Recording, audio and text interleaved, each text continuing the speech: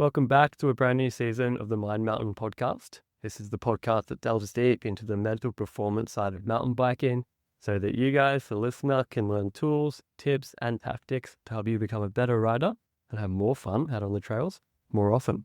Today's guest is Ollie Hooper. Ollie hails from Bristol in England, and he moved to Canada to chase his mountain dreams. He got his start working at the Mountain Skills Academy in Whistler. Before he knew it, he was managing the place. He's taken this experience and ran with it, and these days he's the director, a part owner, and a mountain bike coaching guide here at RideHub in Squamish. On top of that, Ollie's also a seasoned and competitive mountain bike racer with years of experience pushing for his best performance in between the tape. So today I'm excited to dive into the mindset, the lessons, and the realities that come with chasing progression at a high level while also working full-time in the mountain bike industry. On that note, if you've been following along, you'll know we've recently partnered up with Ollie and with RideHub to bring you a brand new mountain bike expedition, exploring some of the best riding zones here in BC.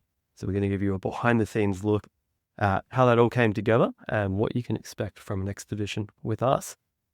It's a lot of talking from me. Welcome to the podcast, Ollie. Yeah, thank you. I'm stoked to be here. Right on, man. I was just saying to you off camera that this is going to be an exciting one because we actually haven't spent that much time chatting together outside of kind of the work stuff we've been working on. So I'm excited to hear your story. Before we dive into that, is there anything that you want to correct from my intro, any of my internet research? No, it sounds pretty much accurate. Yeah, okay. It's, I guess when you put it like that, coming from home and then moving to Canada, I'm like, yeah, like I now say I live in Canada, which is something that I've changed, I guess, over the last year or a couple of years or so. And it's fully committed, and I'm like, I'm never going back to the UK. Visit family, but I'm never going to move back home. So this is home for me now. And yeah, I guess I share that vision. I can understand why. It's a pretty hard place to leave once you spent some time there. And I'm excited to dive into why we love it so much and why we both made this our home. But I'm curious, kind of winding back the clock a little bit, how did you first get into mountain biking? And are there any kind of early memories or early challenges or successes you remember from those early days? Yeah, I guess when I lived in the UK in Bristol, I guess mountain biking in Bristol isn't a huge thing of what I was aware of at the time. I didn't grow up around mountain biking. Mountain biking wasn't in my family or something like that. I first just got introduced, I guess in Bristol there's lots of BMX tracks and things like that. So that's kind of how I didn't grow up BMX racing, that sort of thing. It was just all for kind of fun. There's lots of street places you can go ride, gravel, kind of proper BMX tracks or skate parks, things like that. So that was kind of my first kind of memories of biking. We also had small wooded areas. We kind of grew up in more of a city environment where I first lived in Bristol, and there was really short local bike trails that were maybe 20 seconds of riding with makeshift jumps with sticks over them, that sort of thing.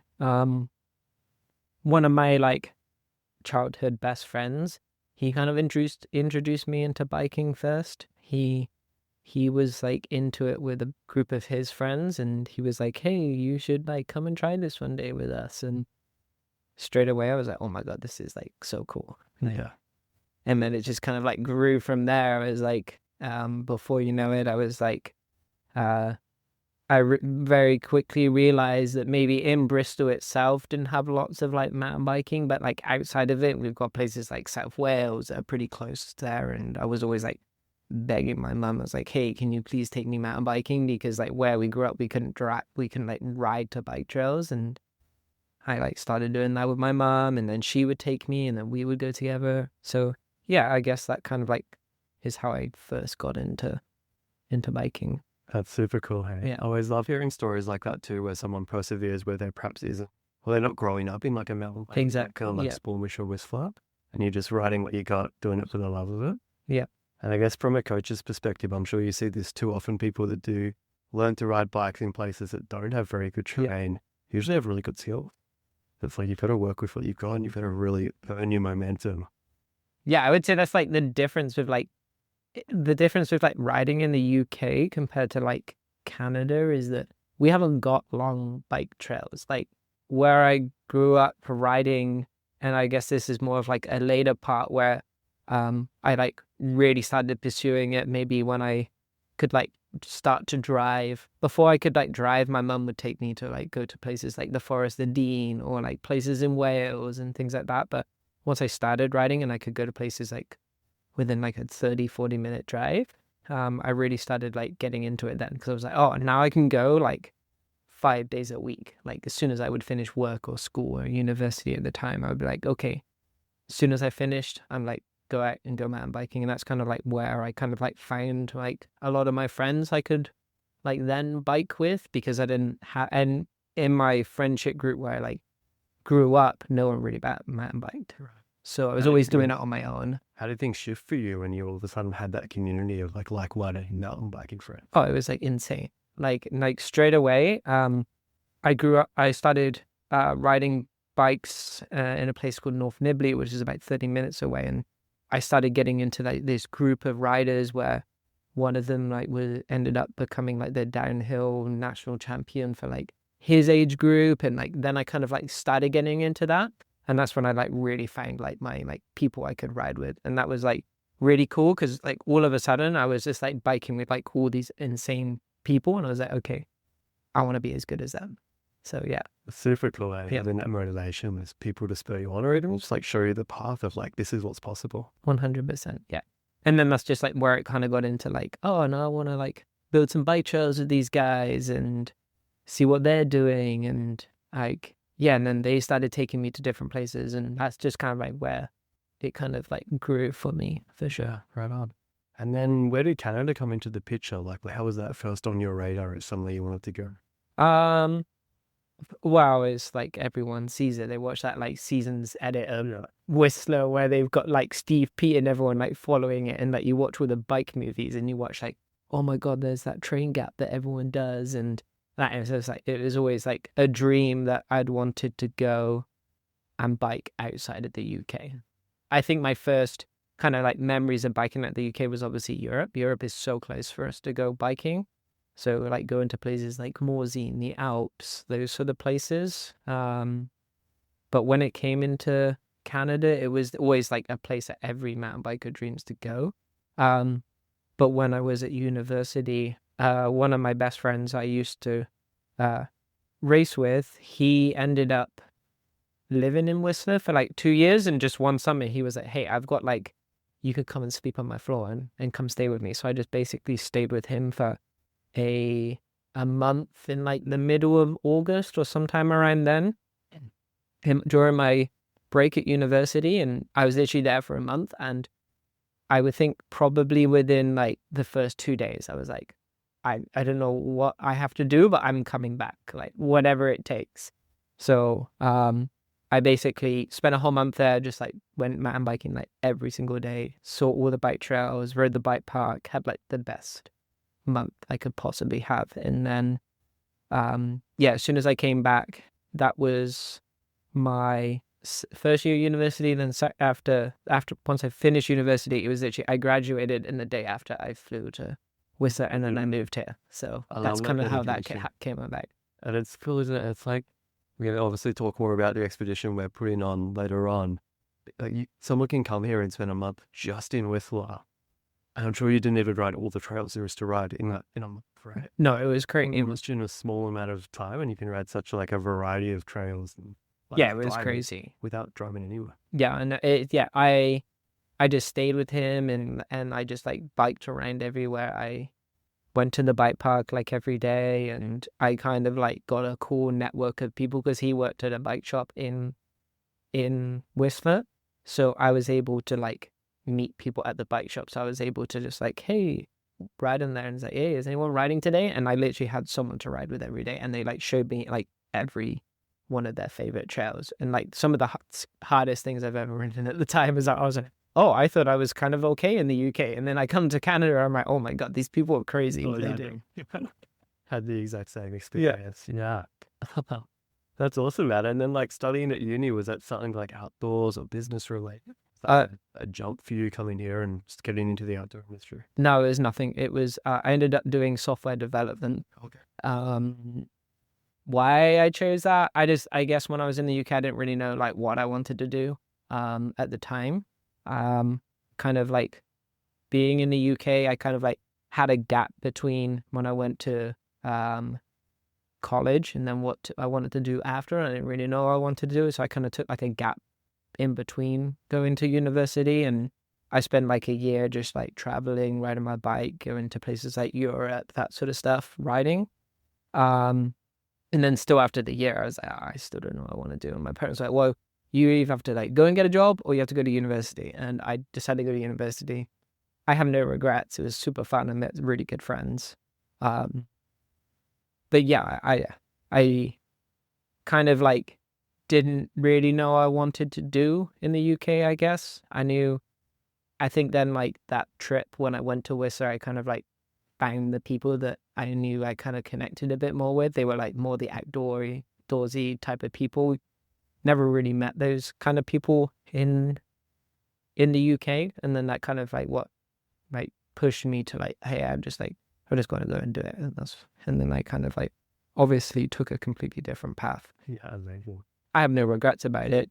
Yeah, So, travel is such a powerful tool, isn't it? Sort of like figuring out what it is that's important to you, what you yeah, like doing, the people you like to surround yourself with. Yeah. And just maybe opening yourself up to like different possibilities. Yeah. Like I'm kind of nodding my head back from similar. I used to be an electrician. Yeah. I didn't particularly like that. I just did that because everyone was a tradie where I lived. And then I came here and I was like, wow, there's people that ride bikes and coach people for each. Yeah. But that's a job. Cool. And it just like wasn't something that was on the horizon where I was from. So Yeah. sounds like you were similar. Really, really cool. Before we get too carried away, I'd love to kind of get into the meat and potatoes of this podcast and dive into a little bit of your more recent riding experience. You've obviously done a whole lot of racing. You've not only explored most of the trails in the Sea to Sky, but now you're guiding and coaching people on them as well. I'm curious, are there any strategies you'd picked up along the way on the mental front for both like helping yourself and helping riders you're working with for dealing with things like fear, doubt, uncertainty?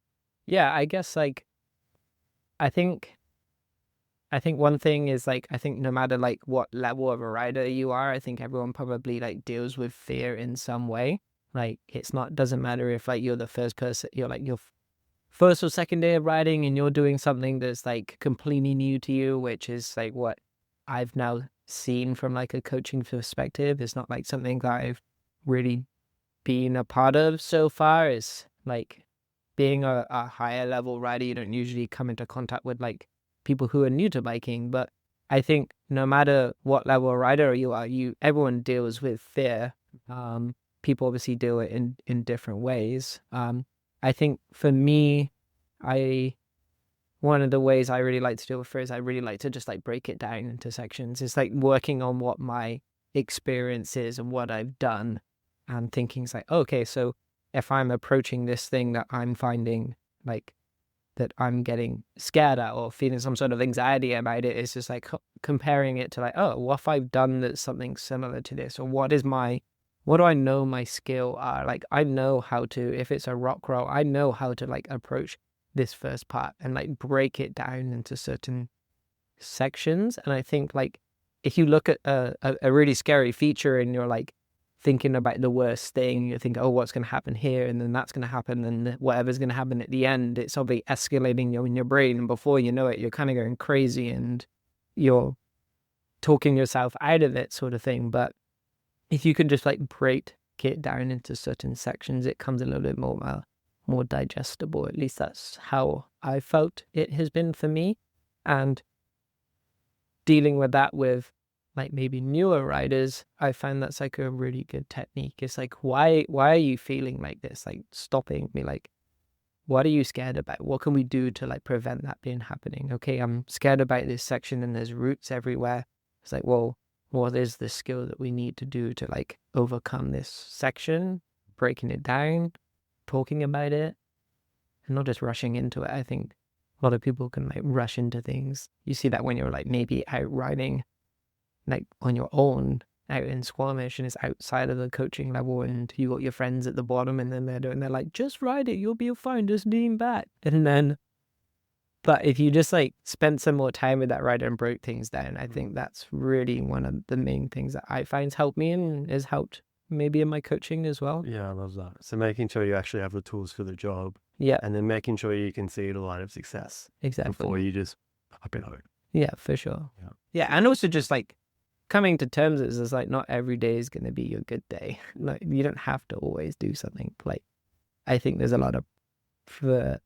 sometimes a lot of pressure that you put under yourself. It's like, so I have to do this. It's like, what, like, because this other person did it or whatever that might be. It's just like, it's going to come. Sometimes you just got to walk away. Think maybe it's not your day. What do I need to do to build myself back up to doing that? What is something that's like this, that's smaller and easy, a little bit easier to do that I can like practice on a few times? Okay, maybe then I'll go back to that when I'm ready as well. Yeah, super sound process. Do you ever feel that pressure when you're riding with maybe like a fast crew, and then maybe it doesn't feel like there's the time to stop and kind of rationalize and go through that process, and it's kind of like, oh, 100%. I think that's sometimes like what can be one of the best things about biking and what can be sometimes one of the worst. Like I think sometimes there's like no better feeling of like riding in a really cool group of people and like you're feeling your best and you're like riding, maybe you're riding something blind and you're just like, I'm like fully trusting what the person's doing in front of me. And it's just like, I have that experience of like, okay, I know who that is in front and I trust them. I know what their level is. If they're hitting us and they look fine, I know I'm going to be okay.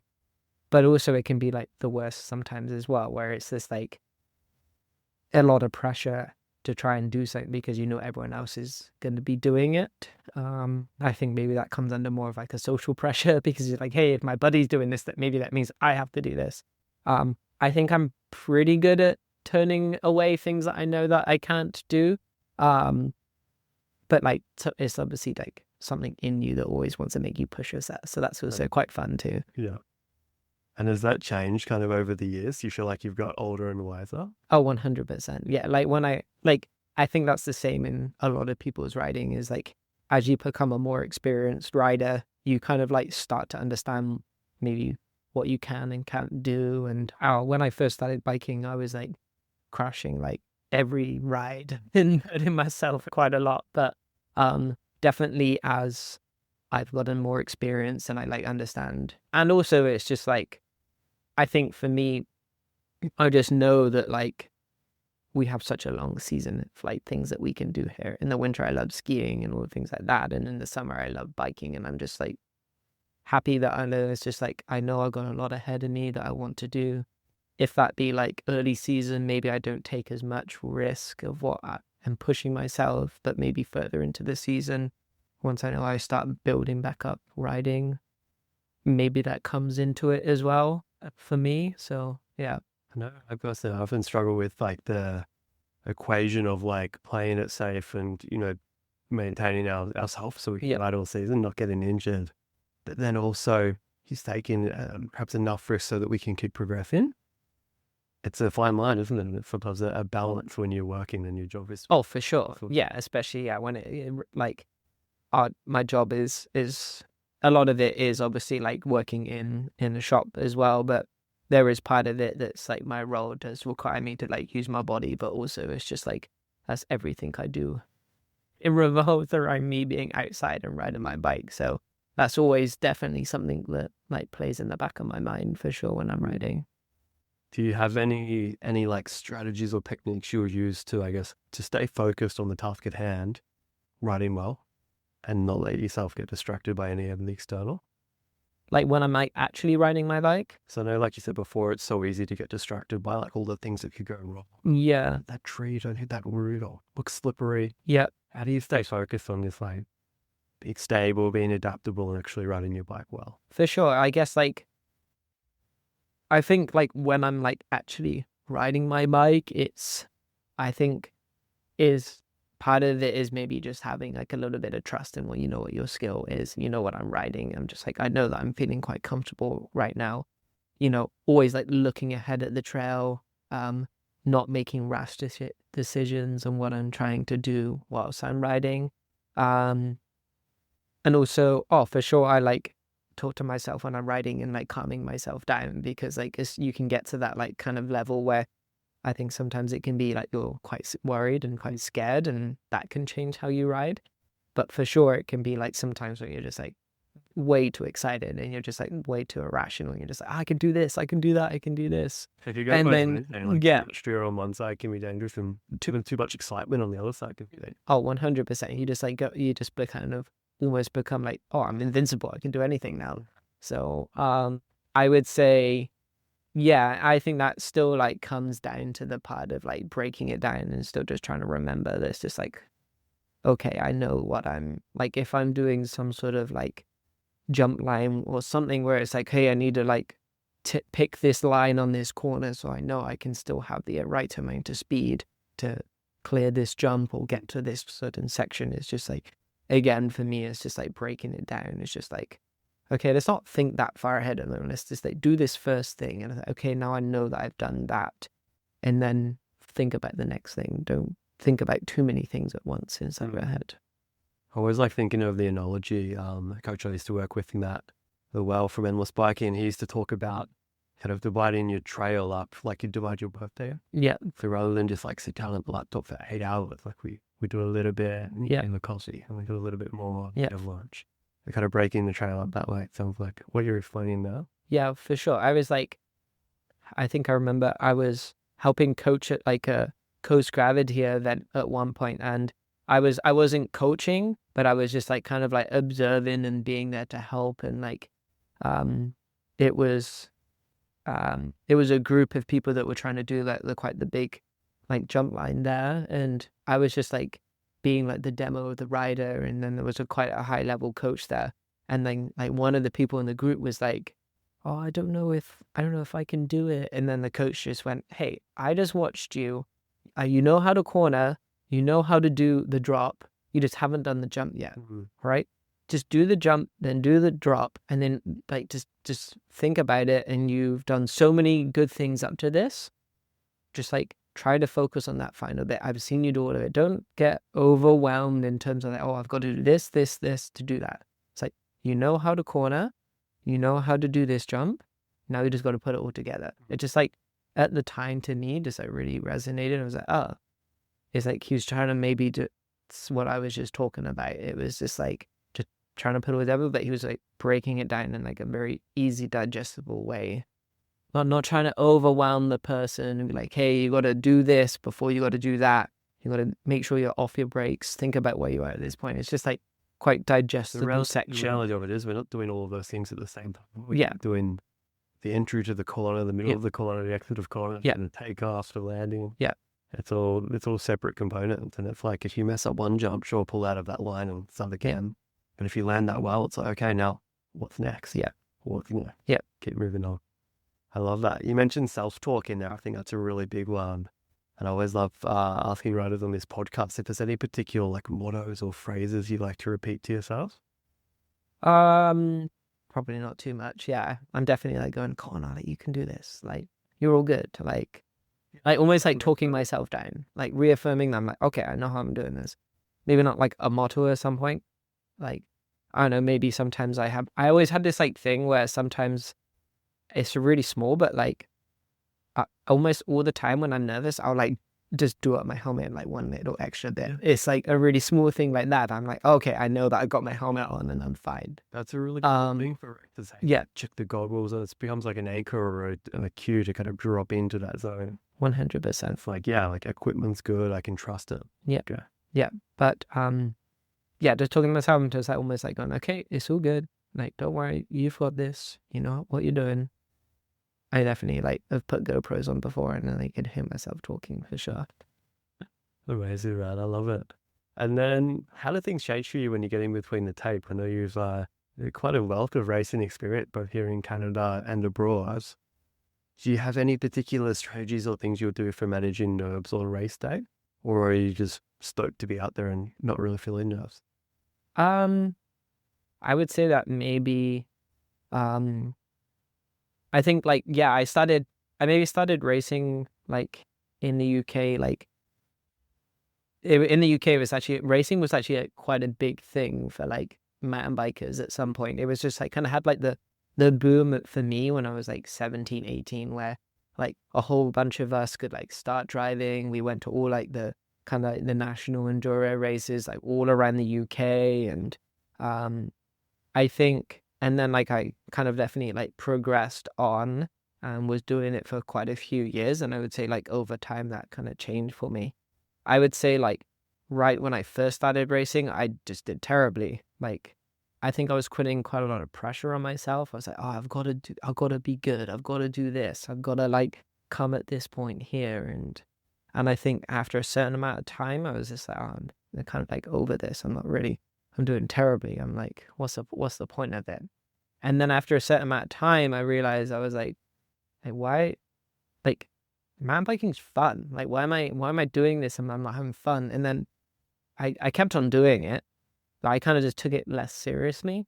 And I think that pressure that I was putting on myself before just made me super nervous. Like I was nervous before I'd like drop in, like point where I was like, oh my God, I'm like really struggling to like almost like breathe here because I'm like thinking every single thing that's coming up. I'm like, oh, I've got to make sure I'm like on that line there so then I could get the speed for this and do that. And everything just became too much. And then I think maybe that's just maturity in terms of just like how the more you do something, the better you're going to get at it. But I think also it was probably more of like a mental switch that was just like, I kind of like maybe cared a little bit less. And then it took a couple years, but for sure it translated into me having more fun.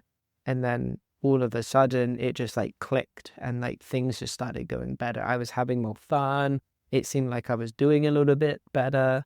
My riding got better and I was just like took it a little bit less seriously.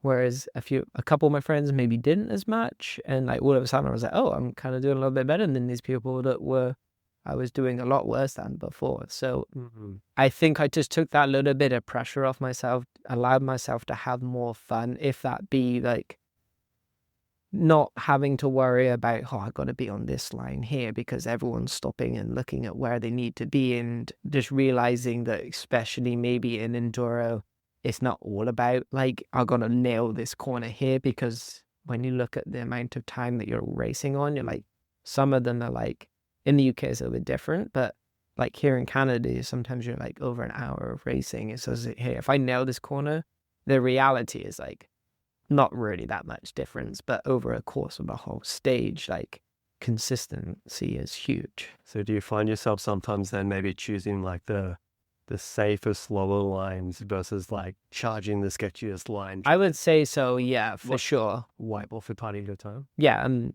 then obviously sometimes things happen and you get wild and stuff like that, but I'd like to think I'm more on the like consistency rather than like, oh, this person like nailed this one section here. Like over the longer normally the longer the stage, usually the better I am. So just kind of goes with that consistency part. So you find you kind of get into the flow then?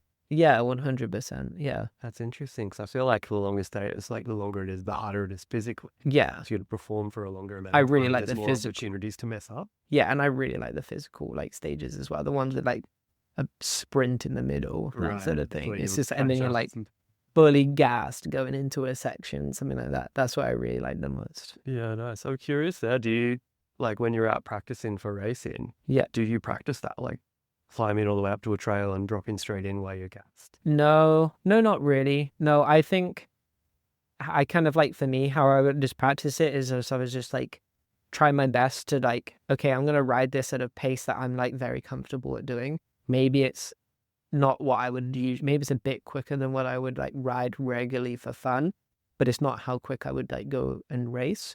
And then I would like ride something and I'm like, okay, if I'm happy with what I did, that's okay. Because like the reality is I'm not going to remember where I am when it comes to the racing. I'm terrible at remembering, like even in my own time, if I ride something and then someone's like, oh, what do you think of that corner with that thing, jump after, and I'm like, I honestly have no idea. Like the corner, thrilling with the rock, right? Yeah. But for racing, I usually just like ride a trail, and I'm like, if I'm happy with this, I won't stop. If I riding something and I like fully mess up and I take a wrong line, where it's like I know that's like if I take that when I race, that's gonna like really affect what I do, I'll probably push up, do it again. Okay, I'm happy with this.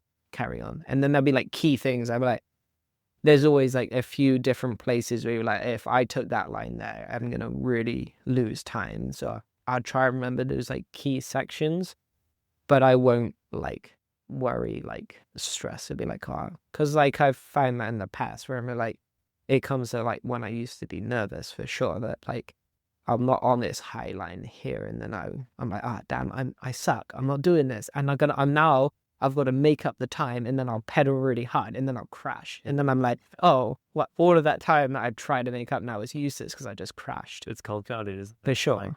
I think that's one of the hardest things, though, especially when you are in a race and you are trying to go fast, is like letting go of the corner behind you or whatever it was behind you messed up. Yeah. And reset it. So this was another question I want to ask you. Like, how do you mentally and physically like reset after mistakes, sketchy moments, crashes, mid-race from? How do you leave it behind you?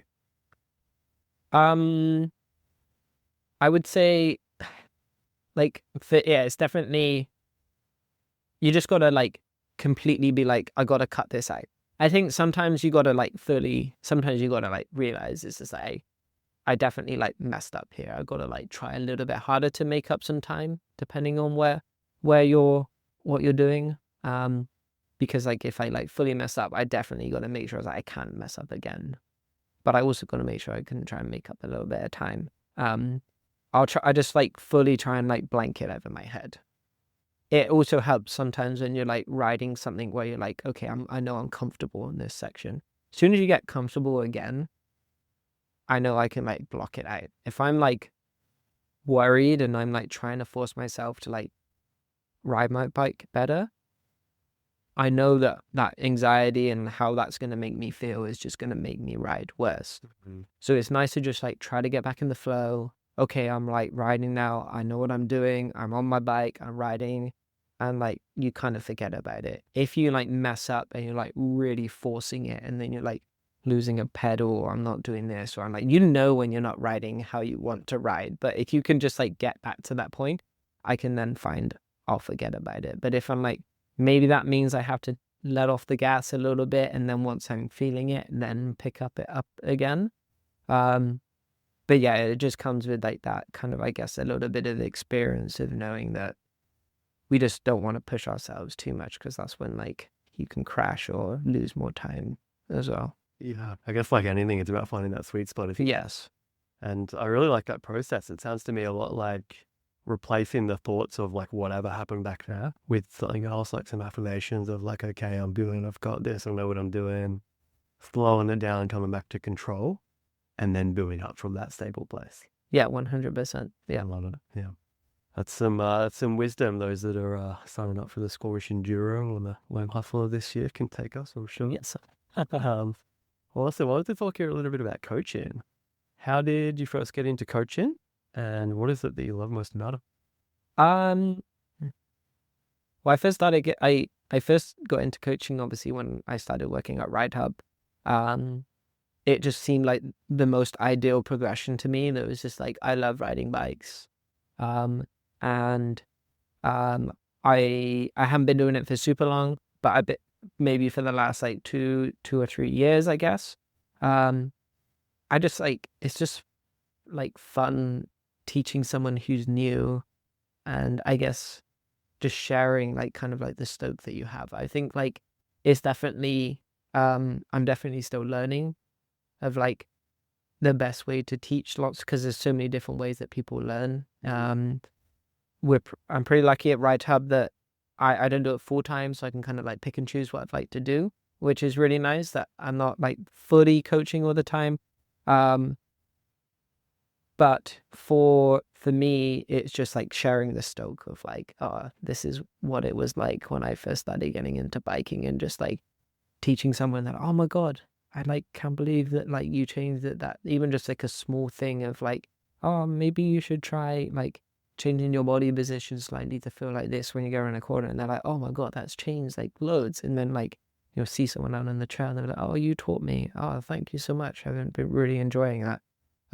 There's that side of it that I really such a cool experience, and that's one of my favorite parts as well. Like those little things that have like those light bulb moments for people, where it just holy shit, everything has changed. Yeah, for sure. And then I think the other part for me is just like guiding as well, which is really fun. Like taking people that have like never been to Squamish and never like mountain biked in BC before, and then they come and you just want to show them around, and they're just like, oh my god, like In-N-Out Burger is like as cool as I thought it was gonna be, and like you took me down it, like this is like what I've been like saving up for a long period of time just to come and do this, and you've taken me here and you've got to show me this, and it's just like it's like makes you feel like really lucky. I guess like to me it's like coming from a different place that if I it's like, oh, this is what it was like for me, and now I get to share that with others. Guiding is also really fun for that as well.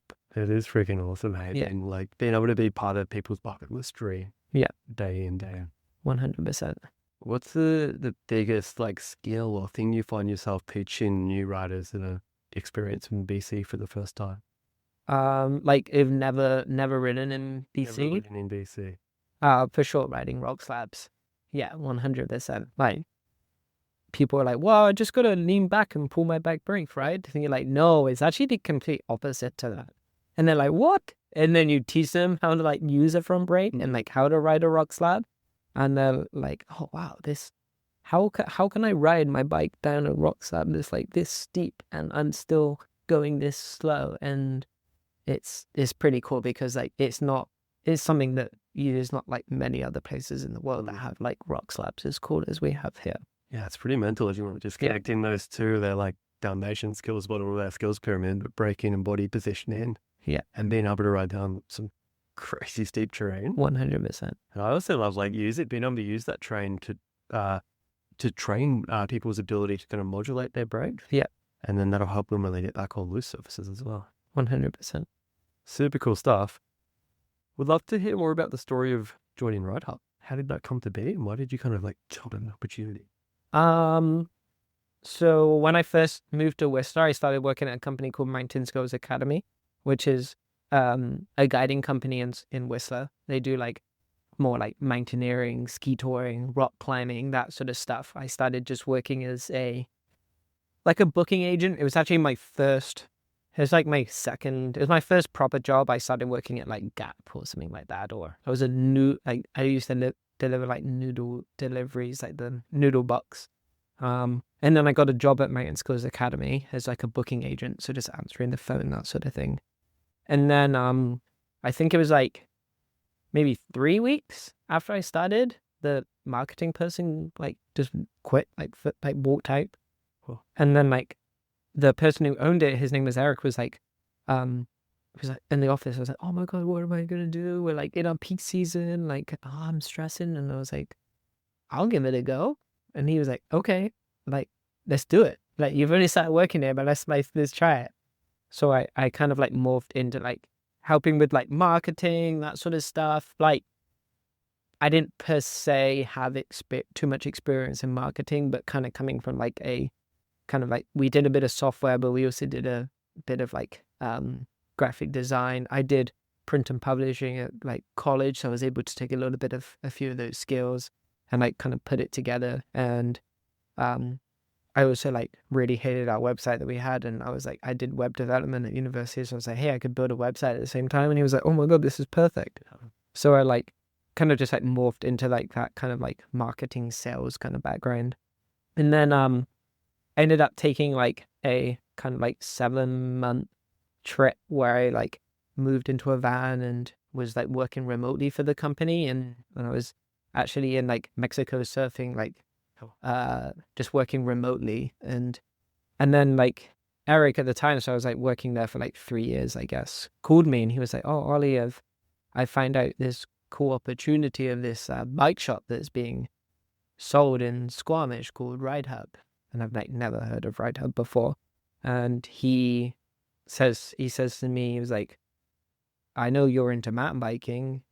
He kind of comes from like a mountain guide background. He was like starting to get into mountain biking. He was like, but you are a mountain biker. I know this is like the thing that you enjoy the most. And he was like, would you want to consider to be like putting in some money to purchase the company? And I was like, okay, let me think about this. And I was like, I was like, well, like maybe not the point in my like life where I was like wanting to be a business owner, to be completely honest. I was living in my van in Mexico, like surfing on the beach, where I was like, this is like, I still had like planned another like 4 months, like not coming back to Canada. I was like, but like, is another opportunity like this ever going to happen again in my life? And I was like, okay, let's give it a go. So then he was like, it's like basically like, he told me quite late and he was like, well, this is kind of happening like right now. So I'm like, I basically just drove straight back to Canada and just like, it kind of, the whole thing happened within like the first week or so that I was there. And that kind of like how I started working at RideHub, essentially. I did a bit of time where I like transitioned out of my role and like found someone else to take my other job. So I was doing that. I was kind of like doing a bit of both roles for about a year or about half a year to maybe a year, until I was just like, hey, I just like fully, this is like burning out now. So I decided, I was like, I'm only going to do RideHub. And then just like, that's kind of when I transitioned to like solely working at RideHub. Amazing. It's such a cool story in like Yeah. relatively short amount of time. Like lots of changes and Yeah. just like progression to get to where you are now. I love it. Yeah. And it kind of reminds me of that quote that like good luck is where hard work meets opportunity. Yep. Like obviously some great opportunities there. Yeah. That I'm sure they weren't easy decisions to make when they took a lot of hard work as well. Like even just completely changing your plans and driving from Mexico back here. And Yeah, fish. yeah, really cool there. And then I'm curious, like what's your day-to-day look like now as the part owner of one of the busiest bike shops in Squamish? Like it's end of January now and you were just telling me things are popping off because the weather's been awesome. Yes. So like my role is obviously I think for me that, you know, when I like first like looked into RideHub, I was like, I knew that like I was obviously like into mountain biking, but when he first said it, he was like, oh, a bike shop. I was like, like owning a bike shop, that didn't really excite me too much. And I was like, when I like looked into RideHub a little bit more, I was like, oh, RideHub's cool. We've got RideHub seems to do like have a coffee shop and bike rentals, and they do coaching and guiding, and they also had a small like retail sort of area as well. And I was like, I think that kind of what excited me the most. It's just like RideHub has all these like different parts to it that together, like why that's why it's called like the hub of all the different parts to it, is that it all works quite well together. And I think that's the thing that excited me the most. That has its challenges in its own, is that we're basically managing all these different parts of the business. But that keeps us basically busy all year round. So like right now we're in the middle of winter, we're kind of getting to a bit towards spring. We've had to make sure we got all of our dates for coaching out, planning and purchasing our bike rentals, ensuring all our bikes are ready. We're pretty lucky that here in Squamish that we can basically ride our trails all year round. I think we had like a few weeks where it snowed like a while ago, but now the trails are like perfect condition again. So that keeps it fairly busy, and the coffee shop adds a really cool factor to that as well, that it kind of gives a little bit of life to it, that it's like, it's not just the bike shop where we're sitting there and fixing bikes or waiting for someone to come in. We got a bit of a constant flow with people. So with my role, I'm essentially overseeing all of that. I'm really lucky that we have like a really cool team of people. We have some like really talented mechanics, people who are baristas, someone who's in charge of marketing, another operations manager that I work closely together to ensure everything is running. And it's just like a really fun and friendly place to work, and like a really cool atmosphere. Obviously, a little bit biased on that part, but I think everyone enjoys working there. So like even seeing like since you guys took over, it's expanded. Like you've doubled the size of the shop, but also doubled down on the community aspect as well. And that's what I kind of picked out there as being most cool. You mentioned like first come into Whistler and like fallen in love with the community. And now you're a part of creating one here in Squamish. So I think that's right. Yeah, it's really cool. Yeah, we like during the summer we try to do like social rides where people come and then would come for a bike ride with us, and then we came back and we had like beer and pizza and a social evening at RideHub. And there were people that will come and they were like, oh, I've just arrived in Squamish and I'm finding new people to ride with. This is super cool. And I'm like, oh, that's kind of like what I would have wanted. So yeah, it's like you said, the community aspect of RideHub, and what we're trying to build is like friends coming in, having coffee, and it's adding that kind of like fun, friendly part to a work day. I really enjoy that. So awesome, man. And you've also been so willing to collaborate with other businesses here in town as well. Yeah. And that's obviously one thing I'm really excited to talk about today on this podcast. I sent you guys an email back last year and kind of arranged a coffee at RideHub where all good things start. And we got chatting, and I kind of said to you guys, hey, I'm running this mountain bike expedition down in Tasmania with Tailored Trails. It's guided, it's coached, it's got this kind of by riders, for riders feel. And I can't help but want to run one here in the Zeta Sky. And you guys were pretty much on board instantly. We were like, right, let's do this thing. This sounds awesome. I'm curious to hear from you, from your perspective, like what makes you so excited about running an expedition like this here in the Zeta Sky? I think for me, it's that we like at RideHub, we do guiding. We like guide people around like the trails and that sort of thing. But it's not the easiest place to just like come and go on a bike trip and just like figure it out yourself. Like the trail network in Squamish is complicated. If you just like bring up trail forks and look at all the trails, you're like, oh my God, like how do I get to In-N-Out Burger? Or how do I get to this trail and easily? And then you get there and realize there's like actually 3 trails, not 1. Yes. And then you're like, oh wait, how do I get to this? And then you turn left and you see this like huge where you're like, oh, I should have gone this way. Anyways, it's like, if like just adding that convenience of like having the guide and having a group of people to come and doing it. And what I guess what I'm excited for is that with this expedition is we're just showing every good quality part that we have for the trails here and like putting it all together and having like a set plan of like, hey, this is where we're going to go and this is what we're going to do. We're also going to give you some skills at the same time and maybe take some of that headache out of it where you know that every day that you come riding with us, you're going to have like the best time. And then like it, and I think for us is, I think I'm really excited about like kind of like the atmosphere that we're going to build and like that kind of is going to be fun because we're going to be like with the people the majority of the time and showing them the trails, places to go and eat in the evenings. I think for me, the thing that I got like most excited was I went on a trip to Finale Ligure in the fall, and it's like everything that they do there.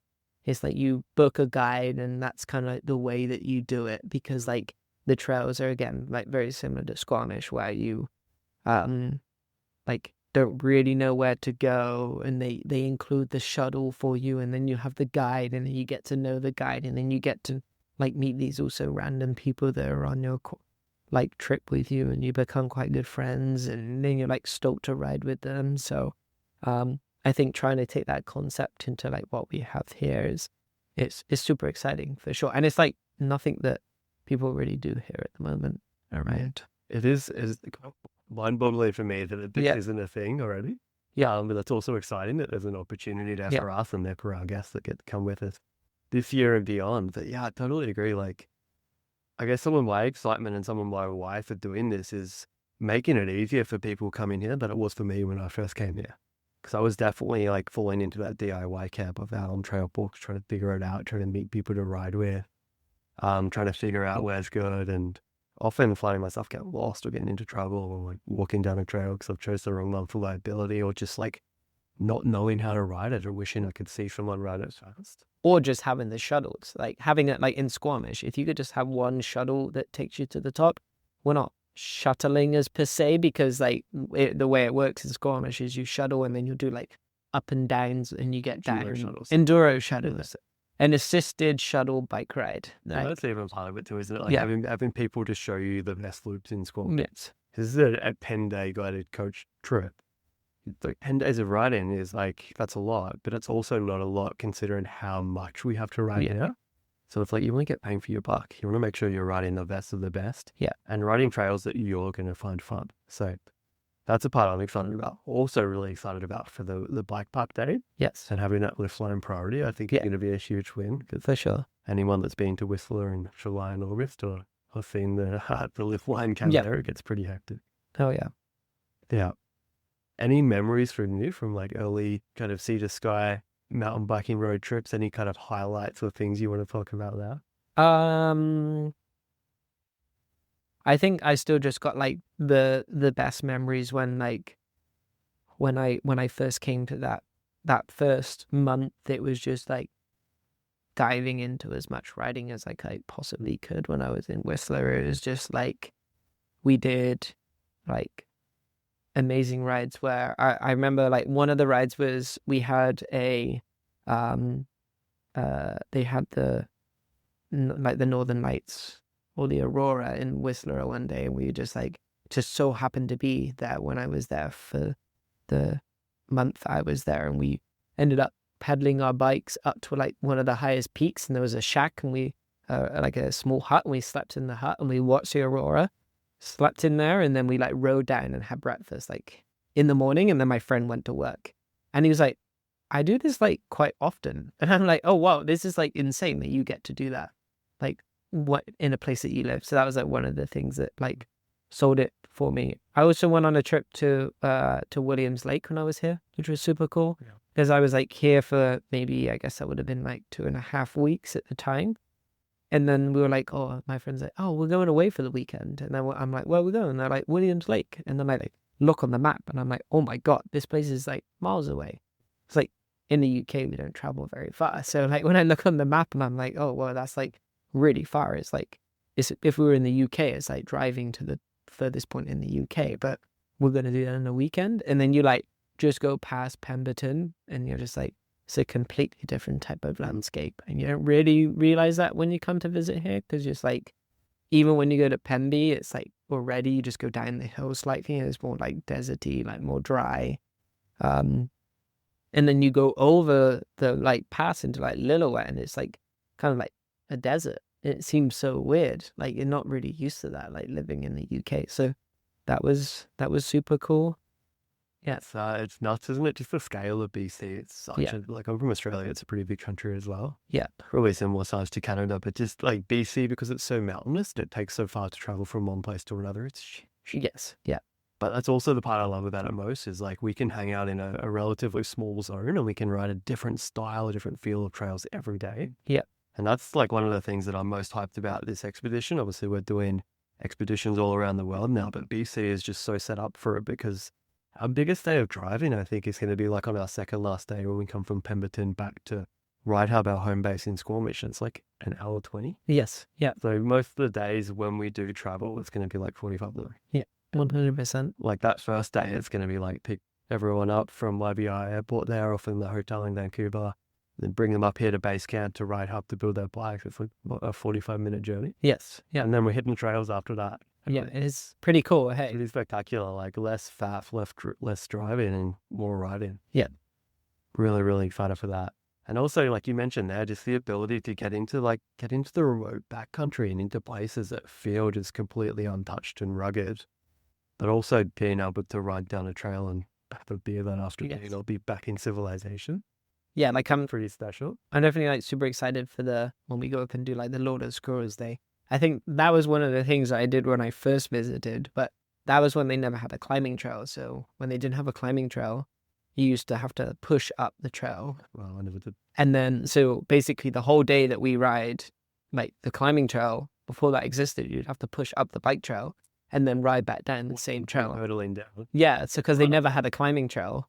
And then it took them a while, obviously, to put the climbing trail in. But like the fact that there is a trail where that is, and we're going into the Alpine, I think that was one of the coolest things for me as well when I first came to here. Is just like we are riding our bikes in the Alpine. I was like, what's the Alpine? And you get to the place where there's like no more trees now, and you're like, oh my God, this is wild. It's really bad territory. Yeah, and you can go swimming in like the small little like Alpine lakes in the Alpine. It's such a wild place. So the sandwich is always tastes better after. Yes, 100%. And then we ride down, and then you're like got like over an hour of descending, and then we're back in Whistler, and you're like, oh wow, we were like literally just up there, and now we're down here drinking a beer in the village. It's pretty cool place. It's a nutty day, isn't it? Yeah. Yeah. Like that climbing trail is called Into the Mystic, and it does just feel like you're going up and up and up. Yeah.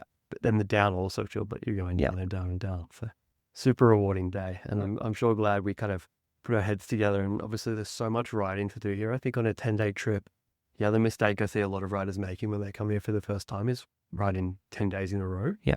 And maybe trying to do like a 6-hour day every day. But we've like a strategic rest day in the middle there so that we can be fresh legs for that trip. Yeah. And then I think the day after is our second bike park day. So that's going to be a sweet batch before we head up to Pemberton. What's your thoughts on the riding up in Pemberton? I know a lot of people find it different to the riding here in Squamish and the riding in Whistler as well. Yeah, I think Pemby, like if you can get it when it's good, is like it's insane. It's some of like the best riding that you can do. Like I spend a lot of time riding in Pemby. I really like Pemby. I feel like it's a little bit more off the beaten path, a little bit like More rugged. The trails are a little bit more raw. It's like crazy, like you said, like we're just driving like an hour and a little bit, and we're just like in a completely different environment. The trees are slightly different. I really like riding in Pemby. I think there's not a little bit less people around. Feels a little bit more Canadian. You're out of like the hustle and bustle of Whistler. It's really nice to have that in Whistler, but the way that we've planned it, where we go like Squamish, you get to see like the slabs and what we have in Squamish, and it's the closest to the airport, so less driving. Whistler, you get to experience Whistler because Whistler's Whistler, and then you finish in Pemby, and then you get like this is a bit, feels like very Canadian here, and a little bit less trails, but still super quality trails. So yeah, I really like the riding there. It's really progressive, isn't it? Both in like, I guess the atmosphere is kind of building up to Whistler, and then often that's like overstimulating after a few days there. Then we go to Pemberton and chill out. Yeah. But we probably get like our most technical riding of the whole expedition to finish off once everyone's been working on their skills for like 89 days. Yeah. Awesome. And I guess the final thing I wanted to touch on here is like the crew that we're putting together, because I think that's a really important part of this expedition. But maybe one of the things that sets it apart from other tours where you maybe just book on and you'll end up in a bunch of random people who are probably all really nice, but maybe don't always match your riding level or your vibe. So that's something we kind of put our heads together and highlighted as something that was really important. And I guess we're kind of looking for riders that not only want to ride, gnarly BC trails and slabs, but are also down for doing some coaching, for working on their riding. We're also going to bring some value and bring a good vibe to the group as well. Yeah. So really excited for that. What do you look for in riding buddies? Well, for me, I really like going on long bike rides, like ones where you're like out for the whole day and you're like basically dawn till dusk, and you know that when you got a good riding buddy, that when like someone's like fully like on the brink of like bonking, they're still having like a really good time. You're like, all right, I'm like fully like really could do with like having like stopping and eating like a burger and stop having food and having a nice rest here. But the people that are like still like super positive, happy, really fun to be around, they're the sort of people I like to put myself around when I'm doing that. And I spend a lot of my summer doing a lot of those rides. So that's awesome. Yeah, you definitely more buddies you can rely upon to be solid for the whole journey. Yeah. Even if things go a little bit south. For sure. And you're like, oh my God, I'm sorry. I thought there was a bike trail up here. I'm lost. I'm like walking through bushes, trying to find this trail that like someone told me about that like we found on a map, but it might not be the best, but they're still having a good time. That's the sort of people I like riding with. I love that. I was going to close this out by asking you what a perfect ride looks like, but I think you just answered that. I think I did, yeah. Basically, dawn till dusk, suffering, but still having a really good time, and then you're riding a quality trail at the end of it. Don't worry, guys. We'll get someone else to guide the expedition. Suffering for them. But we're not going to be doing that for the expedition. I promise. It's going to be all about maximum good times. Hey, yeah, I guess. Well, without like plugging it too much, but I mean, we're going to have two guides on the trip the whole time. Yes. And that's another thing we done intentionally so that if there is people that are like, hey, I just don't want to do an extra lap. Yeah. We can do that. And if there's people that are like, hey, I want to get back to the skills area and keep practicing my drops, we can do that. And then if there's people that are like, hey, I want a beer and a burger, we can do that as well. Yeah, for sure. It's all about making sure everyone's cup's full. To close this out then, if you could leave our listeners with just one key takeaway, maybe thinking back to the mindset stuff we were talking about earlier, what would it be? Just make sure you're always having fun. Like, I think people can for sure overthink things and then get that in their own head and be like, oh my God, I'm not doing what I wanted to do today on the ride, or I'm not going to do that rock crawl. But just maybe make sure you bring it back into why did I get into mountain biking in the first time? You know that you're having fun doing this sport because that's why you probably got into it and why you're carrying on doing it. It's some days things just won't go well and it might not be what you wanted to do. But you don't need to worry about that. It's all good. Just try to focus on still trying to have fun. I love that, man. Wise words. And coming back to that motivation piece, what's my why? Yeah. I don't have to do this today. Why do I want to do it? Yeah. Amazing. If people want to find yourself and RideHub on the internet, where you find them. For RideHub, you can just we're on Instagram, Facebook. Just search for RideHub. We got a website, ridehub.ca. You can find all of our social content and all of that on there as well. Amazing. I'll put those links down in the show note. We'll also have a link to the BC mountain bike expedition. Always, thanks so much for your time today. No worries. It's been a pleasure chatting to you. Yeah, thank you. And you guys are listener. Hopefully see you in BC this summer. Oh yeah. Cheers.